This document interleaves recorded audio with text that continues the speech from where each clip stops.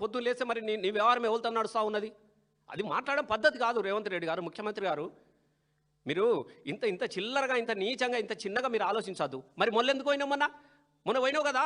మొన్న పోయి ఎస్ఆర్ నగర్కి వెళ్ళి, ఎస్ఆర్ నగర్లో మొత్తం ఎలక్ట్రానిక్స్ ఫంక్షన్లో ఎన్టీ రామారావు విగ్రహం పెట్టేస్తాను, నేను ఇది చూపిస్తాను. మరి వాళ్ళకి ఎందుకు ఇచ్చినావు? వాగ్దానాలు ఎందుకు ఇచ్చినావు? నీ అవసరానికి వాళ్ళ బూట్లు నాకుతావు ఆంధ్రలో. ఇలా ఆంధ్రలో కేటీఆర్ చదువుకున్నానగానే నొప్పి వస్తున్నాయి నీకు, ఏలనగా మాట్లాడుతూ ఉంటావు. మరి ఇదే మాట జూబ్లీ హిల్స్లో ఎందుకు మాట్లాడాలి? ఆంధ్రలో ఓట్లద్దు మాకు, ఆంధ్రలతో ఇదే వద్దని చెప్పేసి ఎందుకు మాట్లాడాలి? నీ అవకాశం కోసం, నీ అవసరం కోసం ఇలా ఎన్ని చేయాలో అన్ని చేస్తూ ఉన్నా కదా నువ్వు మాట్లాడేది. మాట్లాడేటప్పుడు చూసుకోవాలి కదా.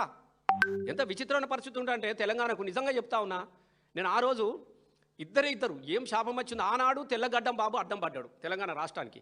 ఇలా ఈ గడ్డం బాబు కూడా గదే చేస్తున్నాడు. గడ్డంతోనే గండం వచ్చింది తెలంగాణ రాష్ట్రానికి. నేను నిజంగా చెప్తున్నా, గడ్డాలతో గండమే ఉన్నదే. ఆ రోజు తెలంగాణ ఉద్యమంలో ఆ గడ్డంతో కొట్లాడాం, ఇప్పుడు ఈ గడ్డంతో కొట్లాడుతున్నాం. అట్లా ఏడిసి సచ్చిర్రు. వీరు గండం ఎన్నడు పోతుందో మనలే కదా. గండం గట్టెక్కిందా అని చంద్రబాబు గుండంలో ముంచకు బాబు అని చెప్పేసి ఆ రోజు పాటలు పాడినాం. మళ్ళీ ఇదే రోజులు మనకు కనబడతా ఉంది. ఒక సినిమా ఉంటుంది పాతాళ భైరవ్ అని, అంటే ఒక 2 క్యారెక్టర్లు ఉంటాయి. సదా జప అని ఉంటాడు ఒకడు క్యారెక్టర్. 2 క్యారెక్టర్లు ఉంటాయి. ఇప్పుడు ఈయన కూడా కొంతమంది ఉంటారు సదా జపలు. ఆ మాంత్రికుడు మాట్లాడి సదా జప, అద్దంలో చూసుకుంటా సదా జప, మనం ఎట్లున్నాంరా, మనం చాలా అందంగా ఉన్నాం గురు అంటాడు వాడు. మరి చెప్పకుండా వీడు వీకెత్తాడు కదా, ఉద్యోగం వీకెత్తాడు. కాబట్టి సేమ్ ఈయన పాలన ఎట్లుందంటే ఆహా ఓహో అనేటోళ్ళు కొంతమంది ఉంటారు కదా, 3 రంగుల జెండా బట్టి ఓ అని ఎగురుతూ ఉంటారు కదా. ముసలు చచ్చిపోతూ ఉంటే కూడా, పింఛన్ కోసం ముసలు చచ్చిపోతూ ఉంటే 3 రంగులంగానే అని లేపించుకుంటారు కదా క్యాసెట్ అందులో. అట్లా సేమ్ ఆ మాంత్రికుడు అద్దంలో ఎట్లున్నావట, అంత బాగుంది కరెక్ట్ చెప్పురా అంటాడు. అద్దం మంచిగానే ఉంది కానీ మన అందానికి జర గడ్డమే అడ్డమైంది బాబు అంటాడు వాడు. అంటే ఈ గడ్డం తీయమని అంటాడు అన్నట్టు. అంటే ఇప్పుడు సేమ్ గదే గడ్డం కథలు నడుస్తూ ఉన్నాయి. ఎంత విచిత్రంగా మాట్లాడుతున్నాడు అంటే గంత అట్లా మాట్లాడవచ్చు నా రేవంత్ రెడ్డి గారు. మీరు మీకు వేరే ఉద్దేశంలో కాదు, మేము తిట్టాలనేది కూడా మాకు షోక్ లేదు. నీలాంటి తిడితే కూడా మాకు ఏమీ రాదు. అనవసరంగా నోరు పారేసుకోవడము, మా నోరు గూల తీరుతుంది తప్ప నీ దూల తీరది ఎంత తిట్టినా కూడా. ఎందుకంటే నువ్వు మాట్లాడుతున్నటువంటి భాష అనేది అది కరెక్ట్ కాదు. ఇట్లున్నావు అట్లున్నావు, ఏం భాషనే వ్యక్తిగత దూషణలు చేయొచ్చునా? మరి ఏం చక్కగా ఉన్నదా? నువ్వు కూడా కదా రోజు ఒకసారి రంగేయకు, నీ గడ్డానికి తెలుస్తుంది నువ్వు ఎట్లున్నావు. నీకు తెలుస్తుంది అంటున్నా. మొత్తం పార్టీల రంగులు మార్చినట్టు గడ్డానికి రంగులు మార్చగానే పెద్ద లీడర్ కావు. నేను 100% చెప్తున్నా, భాష మంచిది కాదు. నువ్వు ఒక్కసారి మళ్ళీ నువ్వు రివ్యూ చేసుకో. నేను ఫైనల్గా ఇంకొక విషయాన్ని నేను చెప్పదలుచుకున్నా. ఎంత ముఖ్యమంత్రి గారికి నేను వినయంగా మనవి చేస్తూ ఉన్నా. నేను ఒక 2 సార్లు ఎమ్మెల్యేగా పనిచేసిన, సాంస్కృతిక సారథి చైర్మన్గా పనిచేసిన, 14 సంవత్సరాలు తెలంగాణ ఉద్యమంలో ప్రభుత్వ ఉద్యోగాన్ని, టీచర్ ఉద్యోగాన్ని కూడా వదిలేసుకొని ఈ తెలంగాణ కోసం కొట్లాడిన వ్యక్తిగా చెప్తా ఉన్నా సార్. నేను చూసిన కొన్ని నిజాలు మీతో మాట్లాడుతూ ఉన్నా. మీరు చాలా తప్పుడు మాటలు మాట్లాడారు రేవంత్ రెడ్డి గారు. మీరు కేటీఆర్ని పట్టుకొని నీ అవ్వ అని అనొచ్చునా? మీరు అనొచ్చునా సార్? నువ్వు ఒక ముఖ్యమంత్రి కదా, ఏం మాటలు అంత అహంకారమా? అంటే ముఖ్యమంత్రి నేనున్నానా? ఎన్ని రోజులు ఉంటుంది నీ ముఖ్యమంత్రిగిరి? అసలు ఏం తెలుసు? కేటీఆర్ నీ అవ్వ అని మాట్లాడినవు. కేటీఆర్ అవ్వ గురించి నీకేం తెలుసా అని అడుగుతున్నాం రేవంత్ రెడ్డి గారు. తెలంగాణ ఉద్యమంలో ఆ తల్లి కేటీఆర్ గారు వాళ్ళ అమ్మ, ఆ తల్లి ఒక్కరోజు కూడా కంటిన్యూ నిద్రపోలేదు. అర్ధరాత్రి ఎప్పుడు తెలంగాణ ఉద్యమ బిడ్డలు ఇంటికి వచ్చినా కూడా కడుపు నిండా అన్నం పెట్టినటువంటి తల్లి బాబు. నీకు తెలియకుంటే నువ్వు అప్పుడు ఏడున్నావు, నీ బతికేడున్నది. ఆంధ్రలో పెట్టిన బిర్యానీ పొట్లాలు తిని కూడా బతికిన రోజున తెలంగాణ బిడ్డలకు ఆ తల్లి నందినగర్లో ఇంట్లో అన్నం పెట్టింది. మాలాంటి అనేక మంది తెలంగాణ ఉద్యమ బిడ్డలందరికీ రాత్రనక పగలనక స్వయంగా వడ్డించింది. అట్లాంటి తల్లిని పట్టుకొని అందరి తల్లి ఆమె, ఒక్క కేటీఆర్ తల్లే కాదు, మాలాంటి తెలంగాణ ఉద్యమ బిడ్డలందరూ కూడా ఆమె తల్లి లాంటిది. అట్లాంటి తల్లిని పట్టుకొని నీ అవ్వ అనొచ్చునా? ఒకసారి మీ అవ్వను అడుగు, పోయి చెప్తుంది. ఉంటే అడుగు నువ్వు. నేను గిట్లా కేటీఆర్ గిట్లా మాట్లాడినాను, ఏమంటుందో నీ తల్లి చీపురు కట్టతం కొడుతుంది. నేను చీపురు కట్టతం కొడుతుంది. ఆడబిడ్డలను అడుగుతుండు, అవునా అని అడుగుతురు.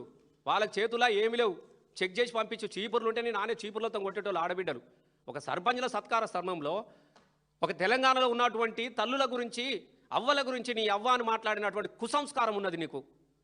అసలు నువ్వు ముఖ్యమంత్రి అని చెప్పుకోవడానికి చాలా సిగ్గు అనిపిస్తున్నది మాకు. నువ్వు భాష మార్చుకో, తెలుసుకొని మాట్లాడుకోవాలి ఎవరు ఏంది అనేది. నీకు ఎట్లా నేను 100% చెప్తున్నావు, ఇది చివరి ముఖ్యమంత్రి నేను చెప్తున్నా కదా. నువ్వు అన్నో మల్లతాపకు రాని అని కాదు. మరి ఇప్పుడు 5 ఏళ్ళు ఉండడం చూసుకో నువ్వు. నాకు ఎందుకంటే నీది మంచి లేదు. నాకు ఇలా పొద్దుగాల ఆయన జ్యోతిష్కుని నాకు నమ్మకం లేదు, కానీ ఎందుకనే మంచిది కిరికిరి మాట్లాడుతున్నా. ఒక జ్యోతిష్యుని అడిగిన నేను, ఏంది ఆయన అంటే తొండల పేరు తిత్తుండి, ఏంది అసలు ఈ ముఖ్యమంత్రి అంటే ఆయన మొత్తం అంతా చూసి నాకు తొండదోషం ఉందట రేవంత్ రెడ్డికి. తొండదోషం నిజంగా ప్రామిస్ చెప్తున్నది, రియల్గా చెప్తున్నా. తొండదోషం ఉన్నది అటు నాకు. ఈ దోషాలు చాలా రకాలు ఉంటాయి కదా. ఈ తొండ దోషం ఎట్లా వచ్చిందని నేను మళ్ళీ అడిగితే ఏం చెప్పినట్టే, ఏం లేదు, ఒక రోజున తొండలన్నీ కలిసి సమావేశం పెట్టుకున్నాయట. ఇక తొండలు అంటే మీకు ఎట్లుంటాయి, అవి ఏడబెట్టుకుంటాయి, ఈ గోడలు ఆడ పాత గోడలు ఉన్నా ఏ గోడలు ఉన్నా పాక్కుంటా పోయి మొత్తం గుండ్ల మీద ఈ గోడలు ఎక్కినాయట. ఎందుకంటే ఈ గోడలు ఇక ఏడ మంచి గోడ ఉంటే నాకు అనిపోయినాయి, అవి అన్ని పోయి గోడల మీద సమావేశం పెట్టుకున్న తొండలని.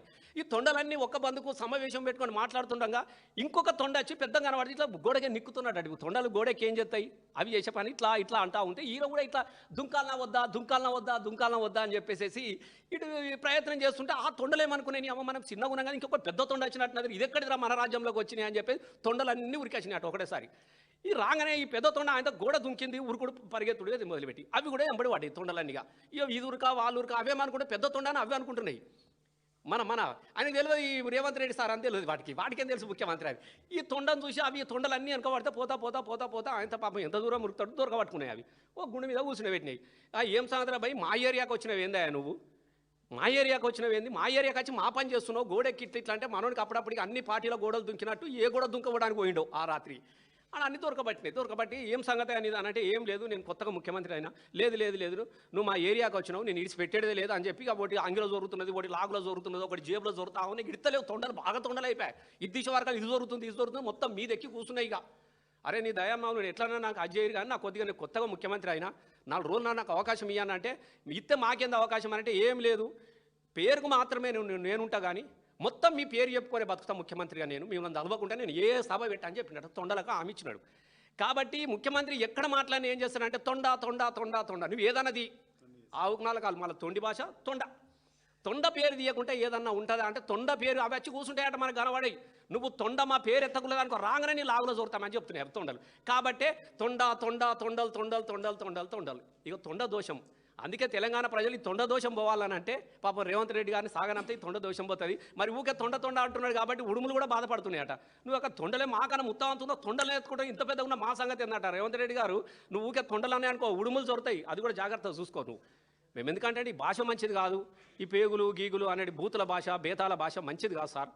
నీ గొప్ప అవకాశం వచ్చినప్పుడు ప్రజలకు మంచి పాలన అందించండి, 4 మంచి మాటలు చెప్పండి. ఈ వ్యక్తిగతమైనటువంటి దూషణలు అనేటివి ఇది మంచిది కాదు, నీకు మంచిది కాదు, ఇంత అహంకారం కూడా మంచిది కాదు, నీ నడవడి బాగలేదు, నీ భాషలు నీకు వచ్చినటువంటి నేను 100 చెప్తున్నా ప్రామిస్. సర్పంచులు అందరూ కూడా చాలా తిట్టుకుంటూ పోయారు నిన్ను, సర్పంచులు అందరూ కూడా తిట్టుకుంటూ పోయారు. సభ చూసుకోవాలి కదా, ఏ సభలైనా గదేనా, ఇక అది అధికారుల సభ అయినా గదే, ఆడబిడ్డల సభ అయినా గదే, అడక్క తిన్న సభ కూడా గదే, గవ్య మాటలు ఇక రికార్డ్ అయిపోయినది. ఇది మంచిది కాదు. ఎందుకంటే చాలా గొప్ప పదవి, ముఖ్యమంత్రి పదవి అనేది చాలా గొప్ప పదవి. ఒక ఆదర్శవంతమైనటువంటి నాయకుని పాలన ఎట్లా ఉంటుందో 10 సంవత్సరాలలో మనం చూసినాం. కేసీఆర్ గారు ఉన్నప్పుడు ఎంత గౌరవంగా ఉన్నది, ఎంత గౌరవంగా ఉన్నారు అనేది. ఇది మంచిది కాదు. నీకు అధికారం ఉన్నది కాబట్టి ఆహా ఊహాని భజన చేస్తున్నారు తప్ప బయట ప్రతి ఒక్కరిని నేను తిట్టుకుంటా ఉన్నారు. ఈ భాషను మార్చుకోవాలి, నీ పద్ధతి మార్చుకోవాలి, ప్రజల గురించి ఆలోచించుకొని. పాలమూరు రంగారెడ్డి నల్లగొండ నల్లమల అంటున్నావు. నల్లమల అడవులలో సింహాలు ఉంటాయి, నల్లమల అడవుల పులులను చూసినాం, నల్లమల్ల అడవుల వీరులను చూసినా కానీ నీలాంటి తొండలు పట్టేటోడు వచ్చిండని మొదటిసారిగా చూస్తూ ఉన్నాం మేము నల్లమల్ల అడవుల నుంచి. కాబట్టి తొండ భాష మార్చుకో, తొండి భాష మార్చుకో, నీ పద్ధతులు మార్చుకో, నువ్వు గొప్ప పాలన సాగించుకో. ధన్యవాదాలు. Thank you.